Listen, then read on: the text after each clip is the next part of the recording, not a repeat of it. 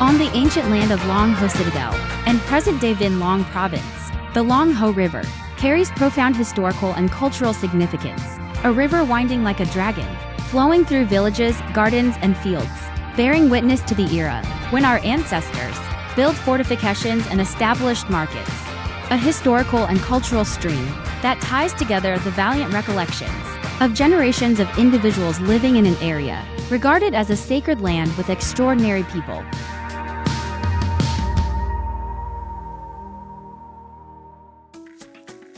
The Long Ho River originates from the Co Chen River, a branch of the Tien River. It flows through the Vinh Long Market to the Ngati Market of Long Ho Town, where it divides into two branches. One branch turns into the Kai Kau River, flowing to the Shaxi three-way intersection in Long Phuoc Commune, while the other branch flows through Ho Tin and Binh Phuoc communes of Mang Thit District. The Long Ho River is only about 8 kilometers long, but flows through the prosperous residential areas of Vinh Long Province, carrying significant historical and cultural value. Compared to other rivers in Vinh Long, the Long Ho River's course is relatively short. However, it has been documented in historical records from very early on. The Comprehensive Encyclopedia of Dai Nam by Mr. Trinh Huy Duc includes a passage about the Long Ho River, described as follows. In its approach, the river winds and twists. As it flows away, it extends in a steady stream. It meanders when it flows sideways. When it pools, the water is as clear as crystal. Sweet water flows through all 4 seasons, winding through villages and hamlets. In some places, it's like a forest pool. In others, it forms deep lagoons. Thus, it is called Long Ho Dragon Lake, flowing around the province, connecting with Tien Giang. Its shape is like a massive natural barrier. The place considered. This massive natural barrier was formerly called Tam Vo, and this region was known as Tam Vo Land. In 1757, the river took its name from the land, changing to become Long Ho River. The Long Ho River, together with the Ngu Khao River on the right side, now known as Kai Kau Creek, created a strategically important area, protecting the Long Ho Citadel, which was ordered to be built by the Nguyen dynasty in the 12th year of Gelong's reign 1813. Today, this historical site is located in Ward 1, Vinh Long City. The crucial geographical position of the Long Ho River holds strategic significance, contributing to the prosperity of both the ancient Long Ho Citadel and present-day Vinh Long Province. The Nguyen Lord ordered the establishment of a market at the river mouth, where the Long Ho River met the Co Chen River, in the area that is now the Stone Wharf of Ward 5, Vinh Long City. Thanks to its waterway transportation advantages, the Long Ho River became a major trading hub, connecting the Mekong Delta with the Saigon-Ju Dinh region. The Dai Nam Comprehensive Encyclopedia describes both sides border the river. Shops line up continuously, with hundreds of goods gathered together, stretching for 5 miles. Boats fill the river bank. Back then, the market area, stretching from the river mouth to Congdan Temple, was extremely prosperous. The market had large rice granaries, with merchants bringing rice from everywhere, then continuing to transport it to upper regions like Bien Hoa, Dong Nai, and even for export.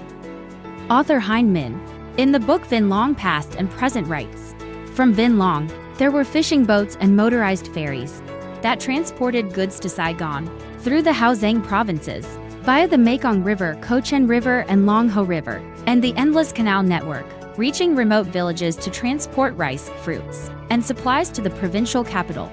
In the past, there were 6 province boats, from Saigon to Cho Doc, stopping at Vinh Long to unload goods. Today, those boat lines no longer run, replaced by fishing boats owned by Chinese merchants that transported goods from the provinces to Hao Giang. Thus, Vinh Long had to parallel civilian transport routes, helping make the economy here even more prosperous. The Long Ho River also bears witness to the process of building fortifications, establishing markets, and resistant struggles to protect the homeland. Over time, the successive generations of residents continue to make many contributions, building numerous structures and streets that further enhance the historical and cultural values of the Long Ho River. The Bac Dang Bridge is a key project carrying special significance. This project is one of the key works, celebrating the 100th birth anniversary of Chairman of the Council of Ministers Pham Hung, the 90th birth anniversary of Prime Minister Vo Vinh Kiet, and the 20th anniversary of Vinh Long Province's re-establishment. Today's excursion to document the Long Ho River will begin at this significant construction. At this section, the Long Ho River forms a natural boundary between Ward 5 and Ward 1 of Vinh Long City.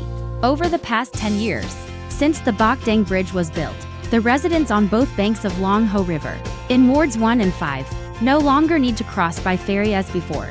The Bac Dang Bridge, designed as a cable-stayed bridge, spanning across the Long Ho River at Vinh Long Market, has made travel between the two banks quick and convenient. For the local residents, this construction is also an aesthetic landmark for the Long Ho River mouth area. According to historical records, from the mid-19th century, Vinh Long Province had 19 markets, with Long Ho Market being the largest at that time. After French colonists captured Vinh Long Fortress, the Long Ho Market moved from Ward 5 to Ward 1 of Vinh Long City, which is today's Vinh Long Market. Ladies and gentlemen, the former Long Ho Market, now known as Vinh Long Market, is still the province's biggest market and a commercial hub for a wide variety of goods and products. After moving from the Stone Wharf area, which is now in Ward 5, Vinh Long City, to Ward 1, Vinh Long City.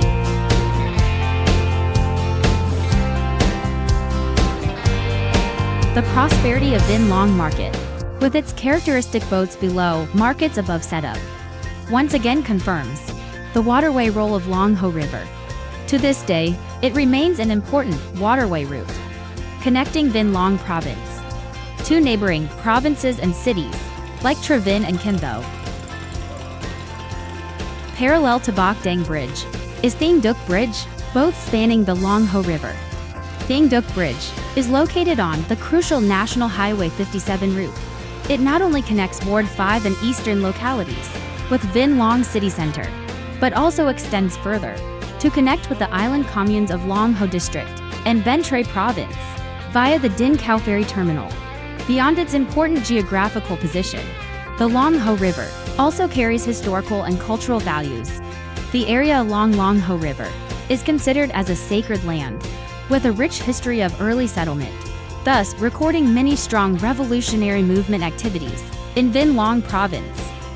Continuing downstream along Long Ho River, we arrived at Long Ho Town Center, where the Long Ho River water divides into multiple branches, marking important historical events that spread the revolutionary movement of Vinh Long Province in the 1930s in all directions.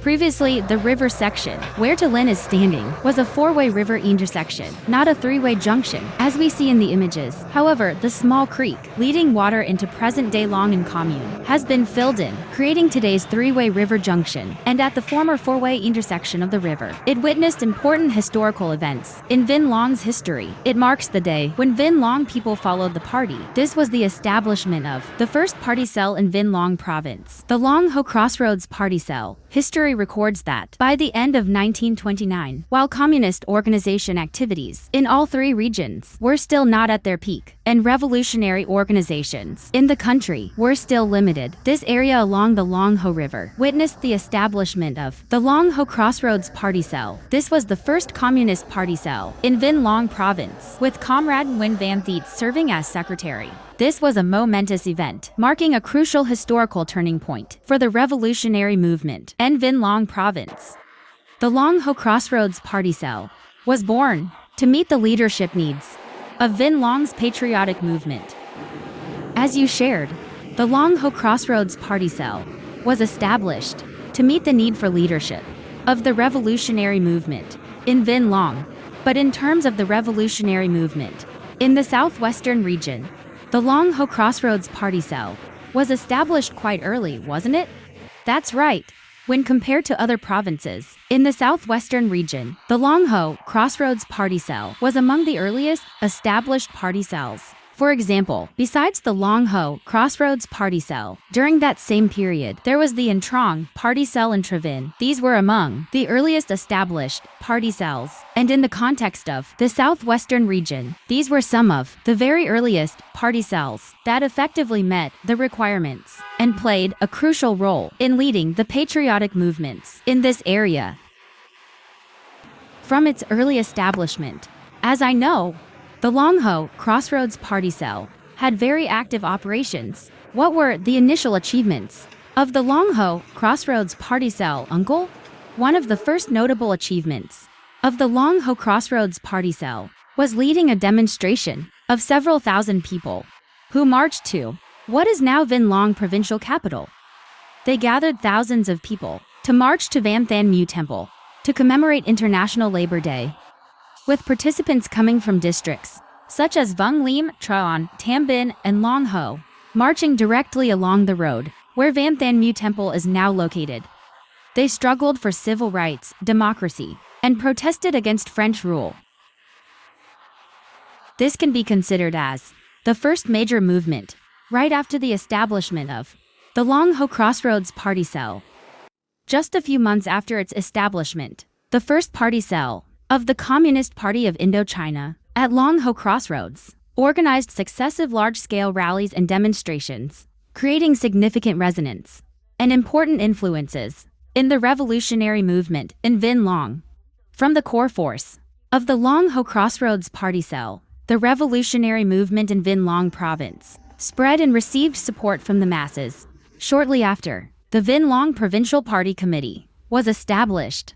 Today, at the junction of Long Ho River, stands a monument stele house commemorating the establishment of the first party cell in Vinh Long province. Inaugurated in late March 2021, this place preserves artifacts and historical documents related to the establishment of the Long Ho Crossroads Party Cell, honoring the first party officials while educating young generations about revolutionary traditions.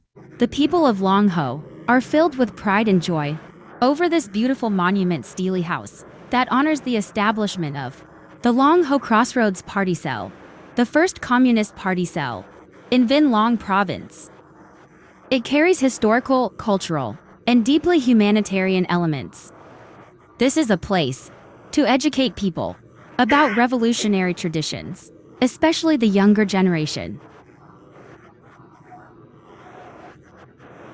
We strive to manage and utilize it well, to attract more visitors.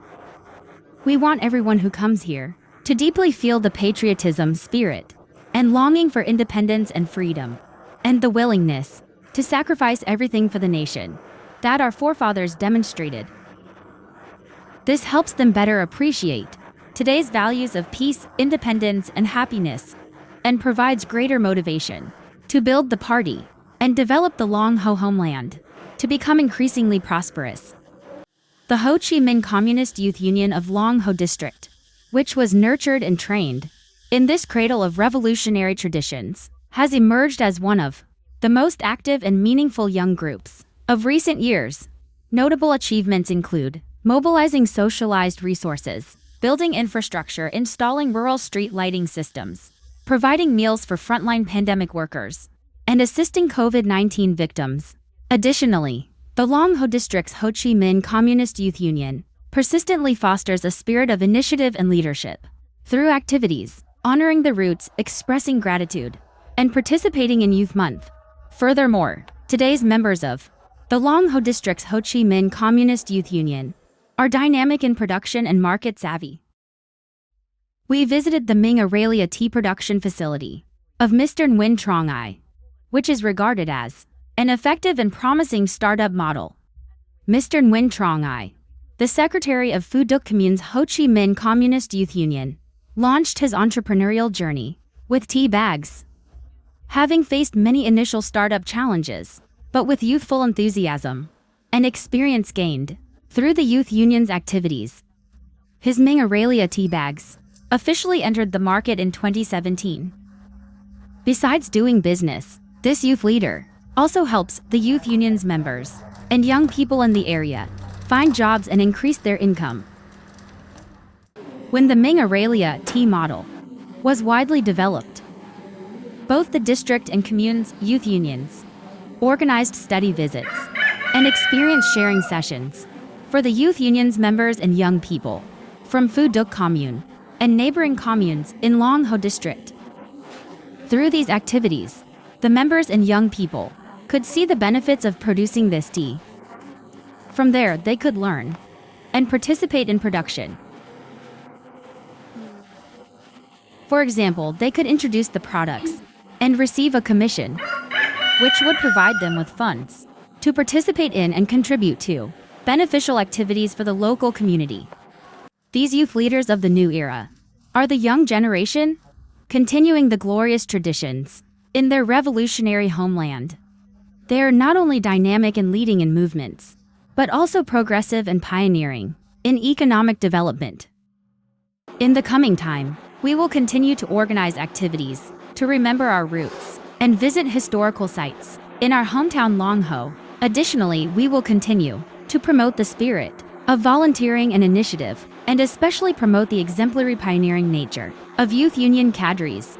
The youth union members and cadres must actively study, train themselves to carry forward the beautiful traditions of our ancestors that Long Ho homeland has nurtured for us to become young cadres who dedicate ourselves fully to future endeavors.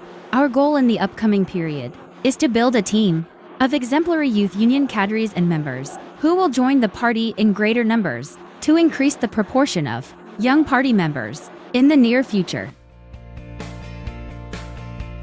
By the Long Ho River, the Long Ho Crossroads Party Cell has become the leading force in Vinh Long Province's revolutionary movement.